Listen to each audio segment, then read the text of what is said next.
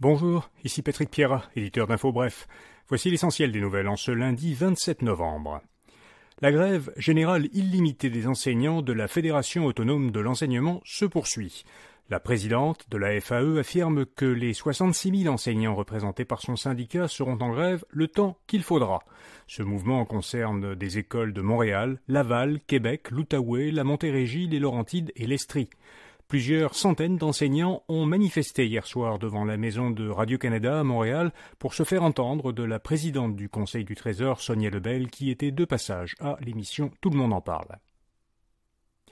Émilise Lessard-Terrien devient co-porte-parole de Québec solidaire. L'ancienne députée de Rouyn-Noranda-Témiscamingue succède à Manon Massé.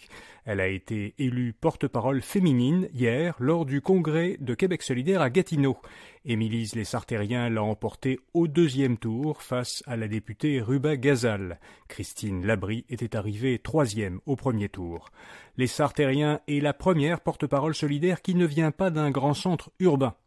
De son côté, le porte-parole masculin, Gabriel Nadeau-Dubois, a reçu l'appui de 90% des militants solidaires. C'est un score un petit peu moins élevé que les 94% qu'il avait obtenus en 2021.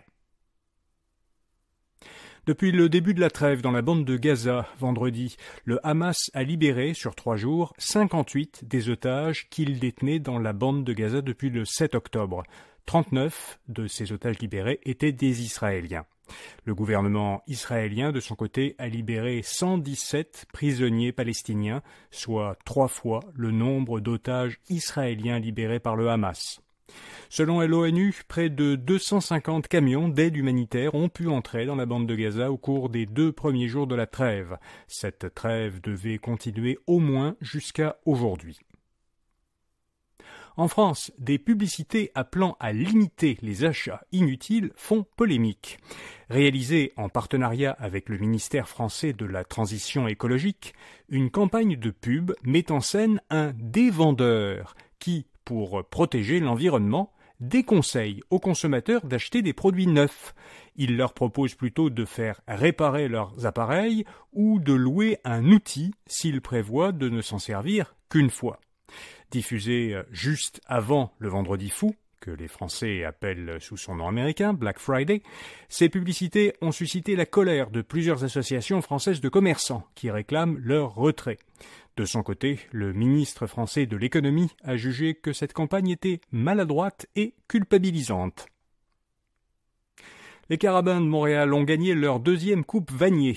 Une semaine après la victoire des Alouettes à la Coupe Grey, les joueurs de football de l'Université de Montréal sont devenus champions du football universitaire canadien.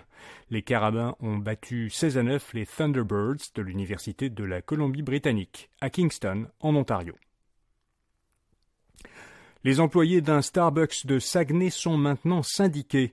Le tribunal administratif du travail a accordé à un café Starbucks de l'arrondissement de Chicoutimi, à Saguenay, une accréditation au syndicat des employés de la restauration CSN.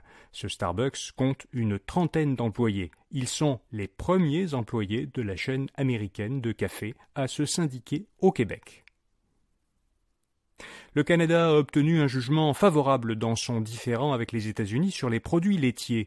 Pour la 2e fois en 3 ans, un groupe de règlement des différends a mis sur pied dans le cadre de l'accord de libre-échange Canada-États-Unis-Mexique, a examiné le système canadien de quotas sur les produits laitiers. Le groupe a statué que ce système n'empêche pas les producteurs laitiers américains de vendre leurs produits de façon équitable aux consommateurs canadiens. Cela vient donc renverser au profit du Canada une décision précédente. En effet, il y a 2 ans, un premier groupe de règlement avait statué à l'inverse, que le système canadien n'était pas équitable envers les producteurs américains.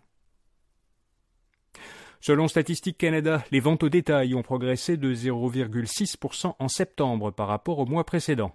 Cette amélioration s'explique en bonne partie par le petit bond de 1,5% des ventes des concessionnaires de véhicules et de pièces automobiles. En octobre, l'ensemble des ventes au détail pourrait également avoir augmenté de 0,8% selon une première estimation de Statistique Canada. Si cette hausse se confirme, elle serait la plus forte hausse mensuelle depuis avril.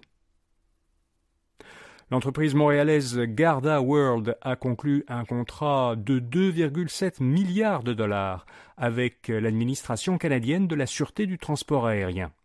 Garda fournira, au cours des 5 prochaines années, des services de sécurité dans 45 aéroports de l'Est du Canada, dont les aéroports Montréal-Trudeau et Pearson à Toronto. Les services assurés par Garda concerneront l'embarquement des passagers, le personnel des aéroports, les membres d'équipage, le personnel de cabine et les bagages. Et puis comme chaque lundi, InfoBref vous fait découvrir une jeune entreprise québécoise innovante. Cette semaine, on vous parle de la jeune pousse montréalaise Displayed.